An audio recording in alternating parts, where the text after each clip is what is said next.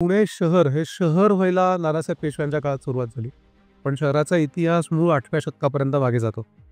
आपल्याकडे राष्ट्रकूट नावाची एक राज्यसत्ता महाराष्ट्रात होती. आता पुणे त्यांच्या काळात एक विषय होता. विषय म्हणजे काय? सध्याच्या काळात जसे जिल्हे आहेत, तसा एक प्रभाग होता. म्हणजे पूर्ण राज्य जर त्यांचं असेल, तर त्या राज्यामधला एक छोटासा सेक्शन त्याला विषय म्हणायचे. विषय. तर त्यांच्यासाठी हा पुणे नावाचा एक विषय होता. राष्ट्रकूट काळात 2 ताम्रपट आपल्याला दिसतात, ज्याच्यामध्ये पुण्य विषय किंवा पुनक विषय अशी आपली पुण्याचा उल्लेख दिसतो. आणि त्याचबरोबर पाताळेश्वराचं एक जुनं लेणं दिसतं.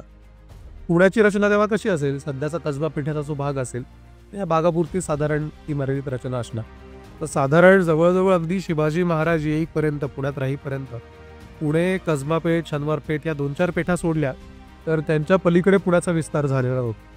अगदी आणि जेव्हा पुढे बाजीराव पेशवे पुण्यात राहायला आले, तर बाजीरावांचा मुलगा नानासाहेब पेशवे, माधवराव पेशवे हे जेव्हा पुण्यामध्ये राहायला आले, पुण्यातनं राज्यकारभार केला जाऊ लागला, तेव्हापासनं पुणे खऱ्या अर्थाने त्याचं शहरात रूपांतर झालं. पण तसा पुण्याचा इतिहास हा लिखित इतिहास 8व्या शतकापर्यंत मागे, आणि ज्याला आपण आर्किओलॉजिकल एव्हिडन्स मिळतो, म्हणजे उत्खननातनं सापडलेले पुरावे, अगदी सातवाहन काळ म्हणजे आसपासनं 2000 वर्ष मागे त्या काळातली पण सेटलमेंट कसबा पेठेमध्येच मिळाले. सो सेटलमेंट आधीपासून होती, पण तेव्हा काही शहराचं रूप नव्हतं, एक छोटंसं गाव होतं.